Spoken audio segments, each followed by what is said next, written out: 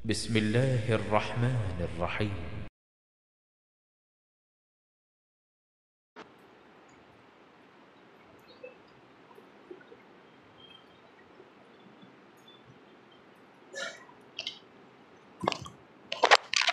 السلام عليكم ورحمة الله.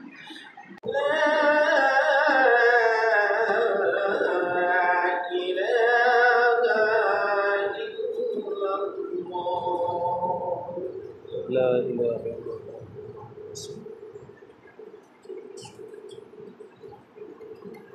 اللهم بارك على محمد وعلى آله كما باركت. اللهم رب هذه الدعوة التامة وأشهد مكانا محمدا الذي وعدته. السلام عليكم ورحمة الله وبركاته. إن الحمد لله نحمده ونستعينه ونستغفره ونعوذ بالله من شرور أنفسنا ومن سيئات أعمالنا. من يهده الله فلا مضل له ومن يضلله فلا هادي له. ونشهد أن لا إله إلا الله وحده لا شريك له. ونشهد أن محمدا عبده ورسوله.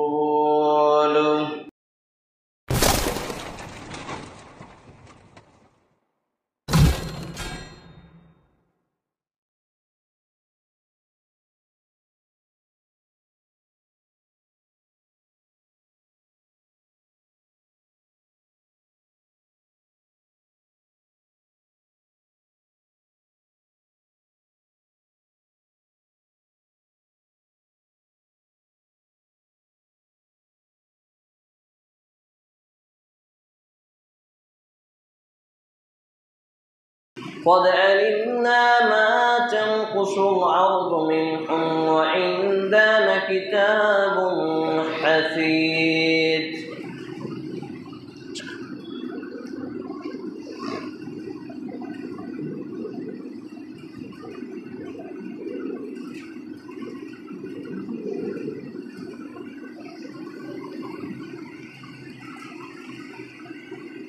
الحمد لله رب العالمين والصلاة والسلام على رسوله الكريم وعلى آله وأصحابه أجمعين. أما بعد، قال الله تعالى في كلامه المجيد والفرقان الحميد: أعوذ بالله السميع العليم من الشيطان الرجيم. بسم الله الرحمن الرحيم. اقرأ باسم ربك الذي خلق خلق الإنسان من علق. عن أنس رضي الله تعالى عنه قال: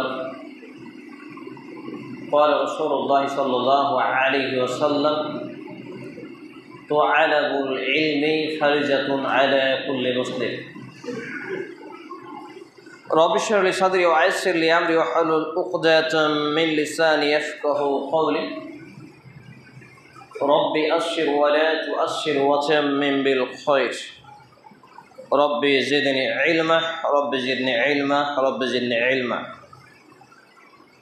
যাবতীয় প্রশংসা, গুণগান, হামদ, সানা, আরাধনা, প্রশংসা একমাত্র রব্বুল জাতের জন্য, যিনি এক এবং একক, ওয়াহদাহু লা শারীক, খালিক এবং মালিক। যে আল্লাহ সুবহানাহু ওয়া তাআলার প্রশংসার ধারা শেষ করা অসম্ভব, তাই আমরা আন্তরিকতার সাথে তার এবং তার প্রিয় হাবিবের শেখানো ভাষাটি পাঠ করে আসুন আমরা বলি ফেরি আলহামদুলিল্লাহ। অতঃপর অসংখ্য দরুদ ও সালাম শান্তির ধারা বর্ষিত হোক নবী কুলের সেরামুনি আখিরি নবী নবী রাহমাতুল লিল আলামিন মা আমিনার লাল মরুর দুলাল মুহাম্মদুর রাসূলুল্লাহ সাল্লাল্লাহু আলাইহি ওয়াসাল্লামের প্রতি আমরা বলি আল্লাহুম্মা সাল্লি আলাইহি আল্লাহুম্মা বারিক আলাইহি সাল্লাল্লাহু তাআলা আলাইহি ওয়াসাল্লাম। আনা তালিব ইলম, আমি একজন ইসলামের নগণ্য ছাত্র হিসাবে আজকের জুমার খুতবার আলোচনার বিষয় পৃথিবীতে শান্তি আনয়ন করতে সুশিক্ষার গুরুত্ব। উল্লেখিত বিষয়ের প্রতি পবিত্র কোরআন এবং সহিহ সুন্নাহর আলোকে গুরুত্বপূর্ণ তথ্য ও তথ্যবহুল বিবরণের আপ্রাণ চেষ্টা রাখছি ইনশাআল্লাহুল আজিজ ওয়া মা তৌফিকি ইল্লা বিল্লাহ আলাইহি তাওয়াক্কালতু ওয়া ইলাইহি উনীব।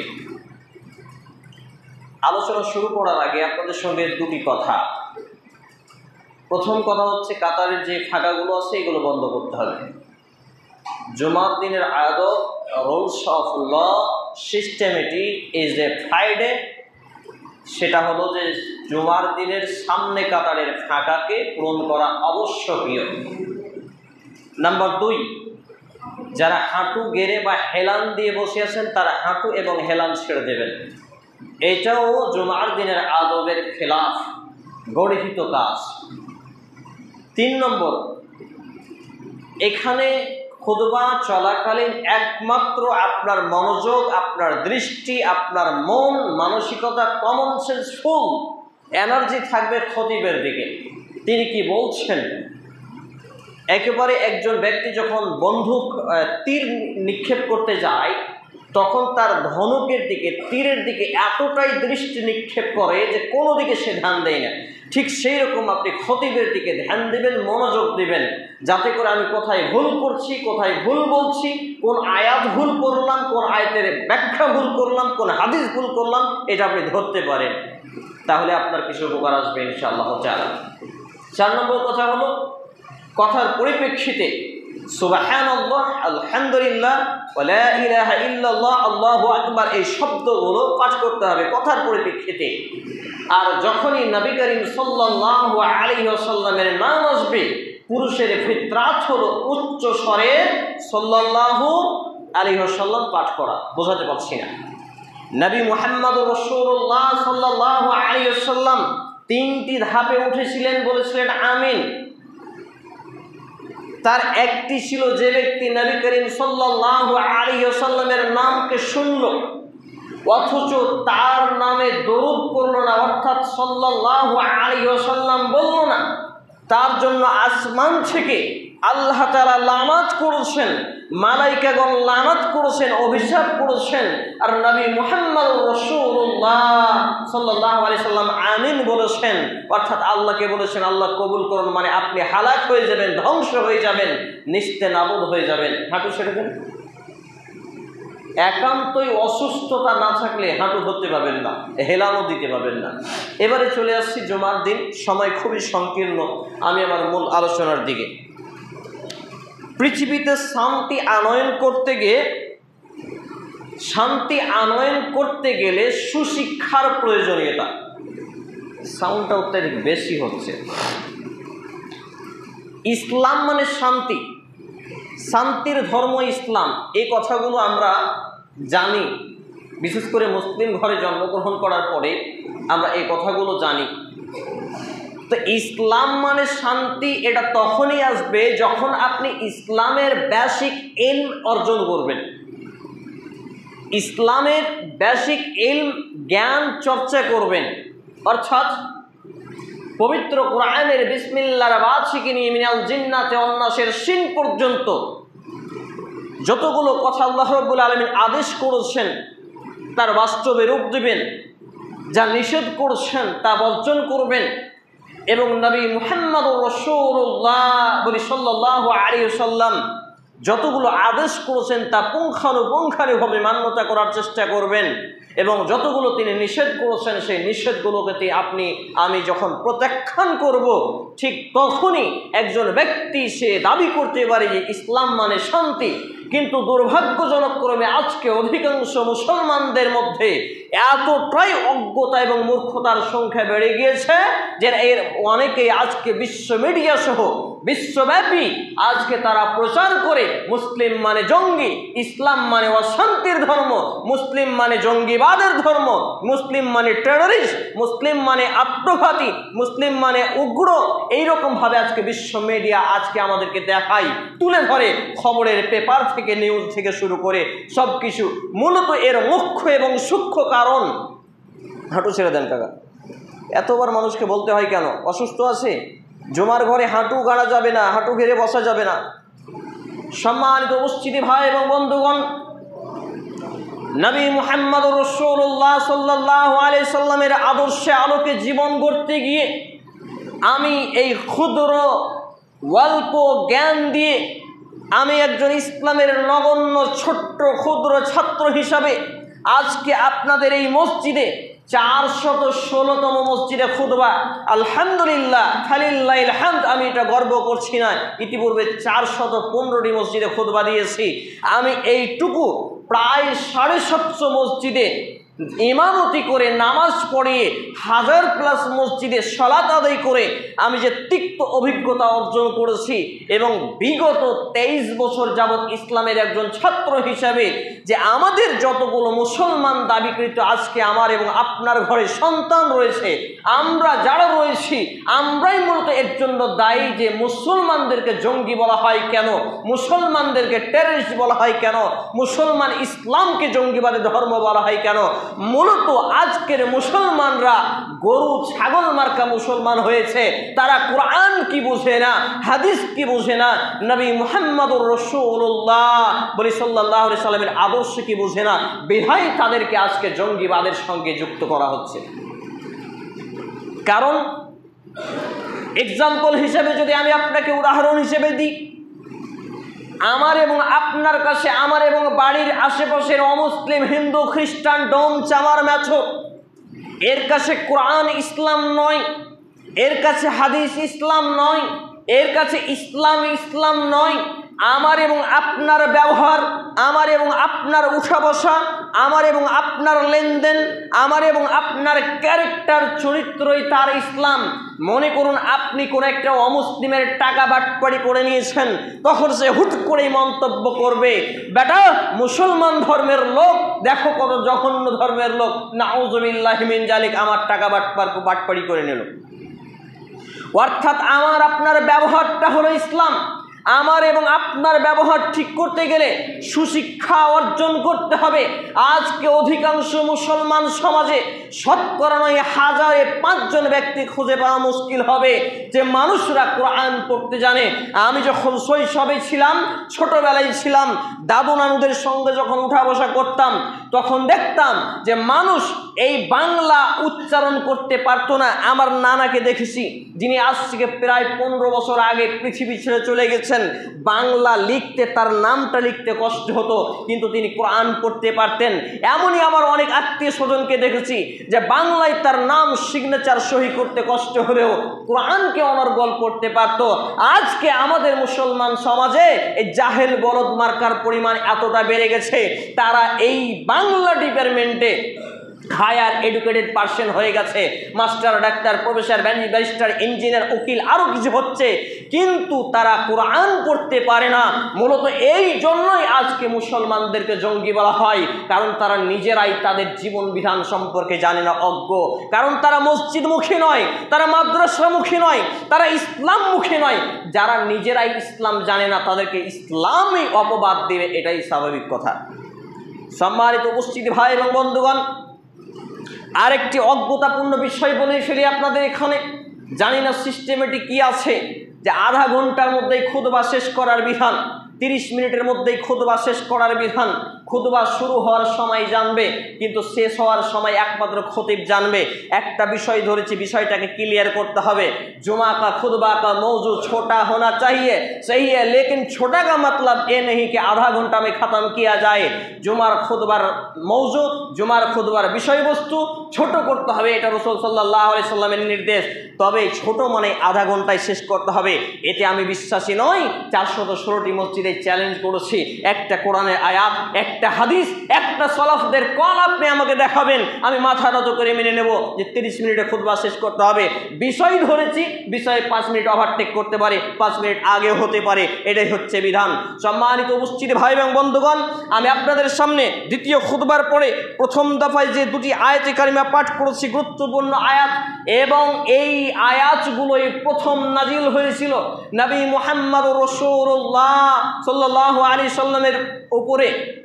যখন তিনি হেরা গুহায় ধ্যানে ছিলেন, ধ্যানান্বিত হয়েছিলেন, তখন একজন ব্যক্তি এসে মানুষের রূপ নিয়ে চেপে ধরে জড়িয়ে ধরে বললেন, ইকরা আপনি পড়ুন, ইকরা আপনি পড়ুন, ইকরা আপনি পড়ুন। তিনি বললেন পড়তে জানি না। তিনি জোর করে চাপ দিয়ে চেপে ধরে বললেন, ইকরা বিসমি রাব্বিকাল্লাযী খলাক, খলাকাল ইনসানা মিন আলাক, ইকরা রাব্বুকাল আকরাম আল্লাযী আল্লামা বিল কলম আল্লামাল ইনসানা মা লাম ইয়ালাম।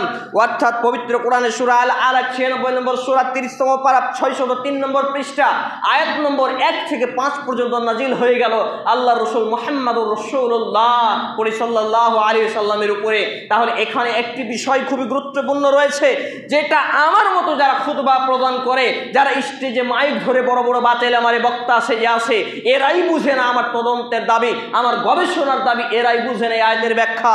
সেটা হচ্ছে ইসলামে প্রত্যেকটা মুসলমান নারী পুরুষের জন্য 5 ওয়াক্ত continuously everyday is 5 times day and night, প্রত্যেক দিনে এবং রাতে 5 ওয়াক্ত সালাত ফরজ হয়। বয়স যখন 7 থেকে 10 ইয়ার্স, অর্থাৎ 7 থেকে 10 বছর এর মধ্যে। কিন্তু একজন মুসলমান ব্যক্তির উপরে সর্বপ্রথম যে ফরজ ইবাদত হলো সেটা হচ্ছে ইকরা বিসমি রাব্বিকাল্লাযী খলাক, অর্থাৎ রবের নামে পাঠ করা। বোঝাতে পারছি না? 1 থেকে 7 বছর বা 10 বছর পর্যন্ত মুরু আওলাদুকুম বিসসালাহ, তোমাদের ছেলে মেয়ে যখন 7 বছরে উপস্থিত হয় তাদেরকে সালাতের আদেশ করো। 10 বছরে যখন আসে একটু প্রহার করো, দিয়ে সালাতে বাধ্য করো। তাহলে 1 থেকে 7 বছর পর্যন্ত যে গ্যাপিং, যে স্পেস, যে সময়সীমা, এই সময়সীমাটা ইবাদতের বিধান কোনটা বলুন? যখনই বাচ্চা পুটপুট করে কথা বলতে শিখে তখন কি শিক্ষা দিতে বলা হয়েছে? আল্লাহ আল্লাহ আল্লাহ বলতে বলা হয়নি? কিন্তু আমরা কি শিখাই? Bye bye, tata, hi, hello, অমুক তমুক, আবি ঝাবি, এই তো গরু ছাগল মার্কা। কিন্তু আল্লাহ আল্লাহ শিখাতে বলেছেন নবী মুহাম্মদ রাসূলুল্লাহ সাল্লাল্লাহু আলাইহি সাল্লাম। একটু যখন বেশি বলতে পারে তখন তাকে শিখাতে বলা হয়েছে লা ইলাহা ইল্লাল্লাহ, বলো তুমি যে আল্লাহ ছাড়া সত্য কোনো ইলাহ উপাস্য নেই। আরেকটু যখন বেশি বলতে পারে আরেক ধাপে এগিয়ে বলে ওয়া আন্না মুহাম্মাদার রাসূলুল্লাহ, অর্থাৎ আমি সাক্ষ্য দিচ্ছি নবী মুহাম্মদুর রাসূল সাল্লাল্লাহু আলাইহি সাল্লাম হলেন আল্লাহর প্রিয় বান্দা, নবী রাসূল। তাহলে এই যে সর্বপ্রথম এবং সর্ববৃহৎ ফরজ হচ্ছে শিক্ষা, যেটা কোরআন শিক্ষা দিয়ে শুরু হবে, যেটা আলিফ বা তা সা দিয়ে শিক্ষা শুরু হবে। আজকে আমাদের সমাজে মসজিদ কমিটি, মাদ্রাসা কমিটি, ঈদগাহ কমিটি, কবরস্থান কমিটি হওয়ার জন্য মারামারি পর্যন্ত হয়। আরে কিছু কিছু এলাকায় তো এত গরু ছাগল বলদ মার্কার পরিমাণ বেড়ে গেছে যে মসজিদ কমিটি হওয়ার জন্য বম পেস্তুল পর্যন্ত বের হয়, অথচ তার প্যাটের উপরে পা চাপালে আলিফ শব্দটা বের হবে না। এই হচ্ছে দুর্ভাগ্য পরিবেশ পরিস্থিতি। আর এই দুনিয়ার বুকে যেখানে ক্ষমতা সেখানে আজকে তাদেরকে দায়িত্ব দেওয়া হয়। হাজি যদি হয়ে যায়, বাটপার হোক, চোর হোক, লুচ্চা হোক, লাফাঙ্গা হোক, তাকে মসজিদে ক্যাশিয়ার করে দাও। সুদখোর ঘুষখোর হোক, টাকা পয়সা আছে, তাকে মসজিদের ক্যাশিয়ার করে দাও। ওই লোকটা একটু যদি মাস্টার ডাক্তার হয়, নামাজ না পড়লেও চলবে, তাকে মসজিদের সভাপতি করে দাও। এইভাবে আজকে আমাদের সমাজে যেই অজ্ঞতা, যে মূর্খতা, যে অশান্তির পরিমাণ বেড়ে গেছে, এর মুখ্য কারণ যে মুসলমানরা তাদের সুশিক্ষা ভুলে গেছে। তাহলে আমরা বুঝতে পারছি সুশিক্ষার প্রয়োজনীয়তা কি এবং কি কতটা। সম্মানিত উপস্থিতি ভাই এবং বন্ধুগণ, শিক্ষা হলো জ্ঞান লাভের একটি পদ্ধতিগত প্রতিক্রিয়া এবং ব্যক্তি সম্ভাবনার পরিপূর্ণ বিকাশ অব্যাহত অনুশীলন। শিক্ষা হলো প্রচেষ্টা, শিক্ষা হলো আলো, শিক্ষা হলো আবর্জনা মুক্ত, শিক্ষা হলো মূর্খতা মুক্ত, শিক্ষা হলো অজ্ঞতা মুক্ত। অর্থাৎ কোনো মুসলমানের বাচ্চা মুসলমান বলতে পারবে না সূরা ফাতিহা এবং আলহামদু সূরা কোনটা, সূরা ইখলাস, কুল হু আল্লাহু কোনটা, এইরকম ভাবে বলতে পারবে না। সে বলতে পারবে না আমি কোরআন জানি না, সে বলতে পারবে না আমি হাদিস জানি না, সে বলতে পারবে না এই বক্তব্য শুনিনি, সে বলতে পারবে না এতদিন থেকে এত বড় বড় মৌলবি বললো না, তুমি কত বড় মৌলবি বললা, এইরকম বলতে পারবে না। কারণ একজন ব্যক্তি সে পড়াশোনাই তার জীবন কাটাবে, সে মুসলমান, অবশ্যই সে master, doctor, barrister, engineer, professor, IPS, যে কোনো অফিসার আর কিছু হতে পারে, তবে তার প্রাথমিক শিক্ষা হবে আগে কোরআনের শিক্ষা, হাদিসের শিক্ষা, ইসলামের শিক্ষা। ইসলামের বেসিক ইলম অর্জন ছাড়া, ইসলামের জ্ঞান অর্জন ছাড়া সে নিজে কখনোই পরিপূর্ণ জ্ঞান অর্জনকারী হতে পারে না। বরঞ্চ আমি আপনি যদি master, doctor, barrister, professor, engineer, জজ, উকিল, যাই কিছু হই না কেন, কিন্তু যদি আমি কোরআন পড়তে না জানি, আমি হলাম সব থেকে বড় মূর্খ ইসলামের দৃষ্টিতে। তাহলে আমি যেহেতু মুসলিম, আমার ধর্ম যেহেতু ইসলাম মানে শান্তি, তাহলে শান্তির ধর্ম তখনই হবে যখন আপনি কোরআন এবং আপনি কোরআন এবং সুন্নাহ ভিত্তিক জ্ঞান অর্জন করব। কোরআন এবং সুন্নাহ ভিত্তিক জ্ঞানকে অর্জন করে বাস্তবে আমলে রূপ দেব এবং যা মানব তা মানুষকে প্রচার করব। আজকে আমার মতো যারা খুতবা প্রদান করে, আজকে আমার মতো যারা বক্তব্যের স্টেজে উঠেন, এদের অধিকাংশই একে দেখেছি এরা আলেম নয়, হতে পারে মৌলবি, হতে পারে মাওলানা। আলিম আলাদা জিনিস, আইন লাম মিম, এই যে ইলম থেকে উদ্ধত একটি শব্দ আলিম, এই আলিম শব্দের অর্থ কিন্তু মৌলবি মাওলানা নয়। মৌলবি মাওলানা আলাদা চ্যাপ্টার আর আলিম চ্যাপ্টার আলাদা। আজকে আমার মতো কিছু লোক মাইক ধরে নিয়ে বড় বড় বক্তা হয়ে যায়, বড় বড় আলেম সেজে যায়, কিন্তু এইগুলো সব ধাপ্পাবাজি। সম্মানিত উপস্থিতি ভাই এবং বন্ধুগণ, আজকে আমাদের সমাজে মূর্খতার পরিমাণ সমাজে বেড়ে যাওয়ার কারণে কোরআন এবং সুন্নাহকে মার্জি মতো, খয়েস মতো, ইচ্ছা মতো অপব্যবহার করা হয়। এই তো আমরা দেখলাম রমজানে কেউ বলছে টাকা দিয়ে ফিতরা চলবে, কেউ বলছে চলবে না, আর আমি আপনি হতবম্ব, এত বুদ্ধু, এত মূর্খ যে আমি আপনি বলছি কি করব, 5টা মৌলবি 5 রকম করছে, যেটা বাপদাদা থেকে দেখে আসছি ওটাই করব। কিন্তু এখানে যদি আমার আপনার জ্ঞান থাকতো, কমন সেন্স বলে কিছু থাকতো, তাহলে আমরা প্রতিবাদ করতে পারতাম। এই যারা টাকা দিয়ে ফিতরা দেওয়ার পক্ষে কথা বলছো, তারা দলিলটা দিয়ে দাও। সহিহ বুখারী 1906 থেকে 1912 পর্যন্ত হাদিসগুলো কি দেয় আছে। সম্মানিত উপস্থিতি ভাই এবং বন্ধুগণ, শিক্ষা মানে আরো কিছু শব্দ আছে। শিক্ষা এমনই একটা পাওয়ারফুল হাতিয়ার যে শিক্ষার মাধ্যম দিয়ে আপনি বিশ্ব জয় করতে পারবেন। আজকে বিজেপি RSS এর লোকেরা বলে না যে ঘরে ঘরে অস্ত্র রাখো, তারওয়াল রাখো, বম পিস্তল রাখো, কিন্তু কিচ্ছু প্রয়োজন নেই।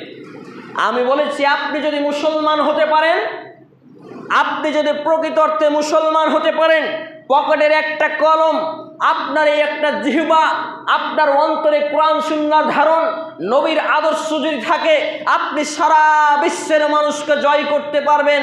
অমুসলিমরা আপনাকে বাপ বলবে, বেটা বলবে, খালু বলবে, সব বলবে, কারণ আপনার কাছে এমন এক পাওয়ারফুল কিতাব রয়েছে।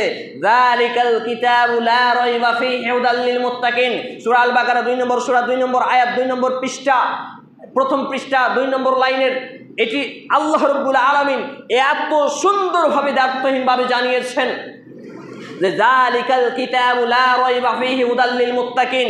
এই কিতাব অর্থাৎ কুরআনুল কারীমে বিসমিল্লাহির বাসিকিন মিনাল জিন্নাতি ওয়ান নাসের সিন পর্যন্ত কোনো জালিয়াতি, ডুপ্লিকেটি, মিথ্যা এইগুলো নেই। আর এইগুলো থাকা তো বহু দূর কি বাত, এইগুলো আছে এই সন্দেহ পর্যন্ত নেই। বলি সুবহানাল্লাহ। চিন্তা করেছেন? তাহলে এই কোরআনকে যদি আপনি ধারণ করতে পারেন, এই কোরআনের বিধান যদি আপনি ধারণ করতে পারেন এবং নবী মুহাম্মদুর রাসূলুল্লাহ সাল্লাল্লাহু আলাইহি সাল্লামের আদর্শিত জীবন যদি আপনি গঠন করতে পারেন, তাহলে আপনাকে অমুসলিমরা পর্যন্ত ভালোবাসতে বাধ্য হবে। কিন্তু আমাদের সমাজে বেশিরভাগ মানুষ গরু, ছাগল, বলদ মার্কা নামধারী মুসলমান হওয়ার ফলে তারা তাদের জাতি মুসলমানদের কাছেই ভালো হতে পারে না। বিষয়টি ক্লিয়ার করব। নবী মুহাম্মদ রাসূল সাল্লাল্লাহু আলাইহি সাল্লাম যখন নবুয়ত প্রাপ্তি হননি, এখনো তিনি নবী হননি, এই মতো অবস্থায় তাকে বলা হলো আল আমিন, আমানতদার, as-সাদিক, সত্যবাদী। আমানতদার আর সত্যবাদী এই খেতাব, এই লকাব, এই উপাধি কারা দিয়েছিল বলুন তো? কাফের, বেদিন, বেঈমানরা। আমি আর আপনি মুসলমান সমাজে বসবাস করি, যদি আপনার মায়ের পেটের ভাইকে বলা হয় যে আপনার ভাইয়ের চরিত্রটা কেমন, কি বলবে? আমার ভাইয়ের চরিত্র ফুলের মতো পবিত্র, এটা বলবে? ও বলবে যত শয়তানি ওর মধ্যে আছে। বাস্তব কথা বলছি। আপনার প্রতিবেশীকে যদি জিজ্ঞেস করা হয় আপনার পাড়ার ওই লোকটা কেমন, আপনার ব্যাপারে বলবে যত শয়তান পাড়ার মধ্যে ওই। কেন এই নেচার? আপনি এই খেতাব পেলেন কেন? ওয়া মুসলিমদের কাছে তো অনেক দূরের কথা, মুসলমানদের কাছে আপনি এত খারাপ হলেন কেন?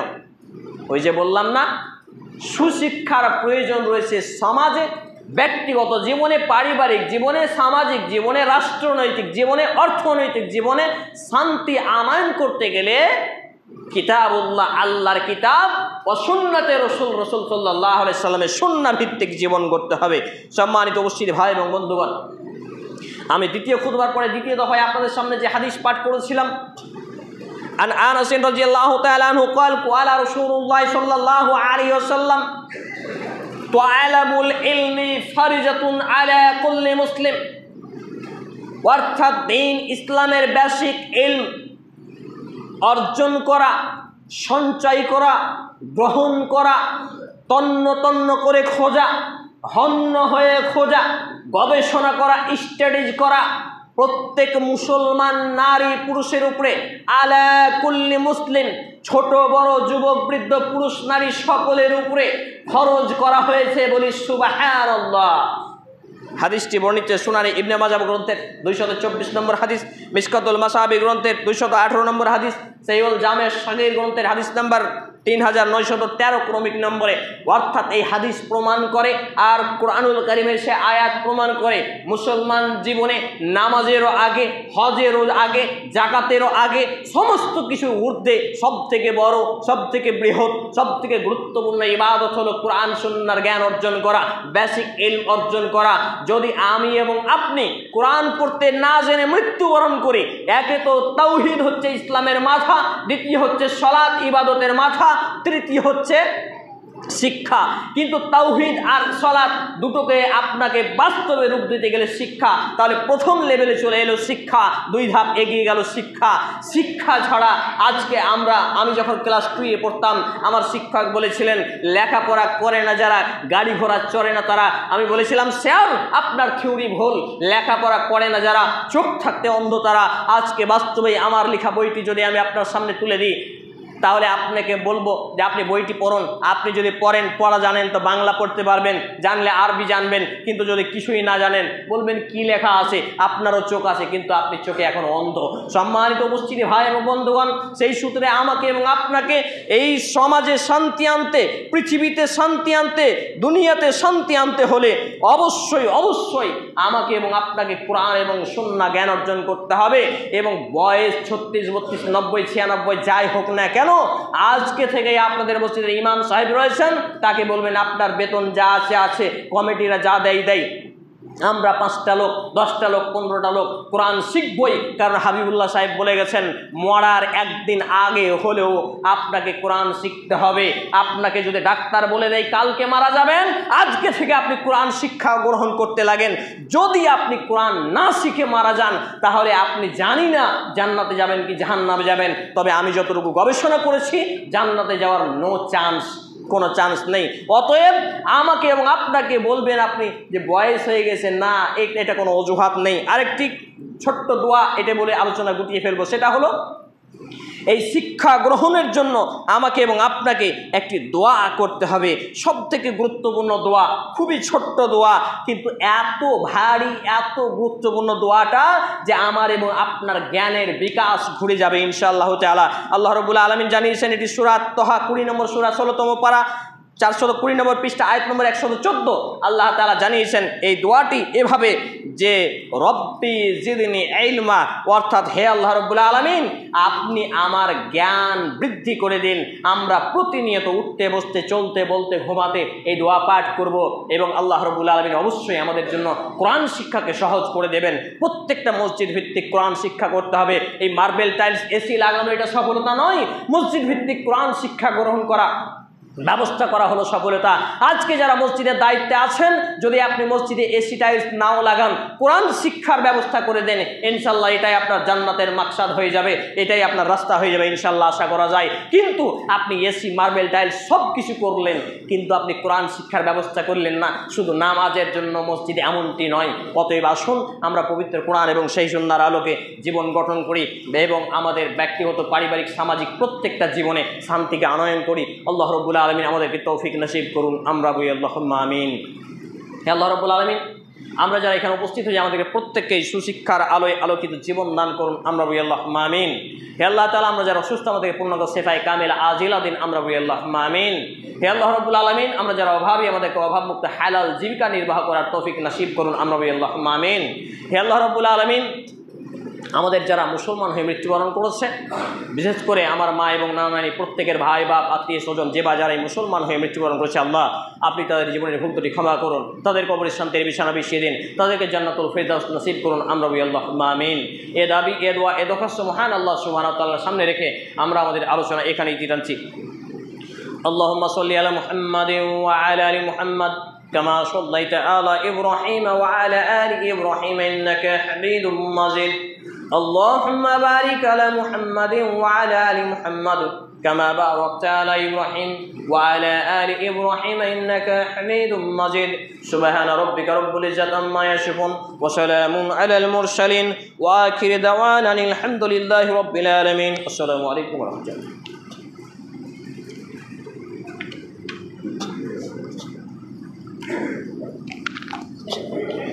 স্ট্যান্ডটা ছেড়ে দিয়ে নেন তো, পড়ান জি, স্ট্যান্ডটা ছেড়ে দিয়ে দেন।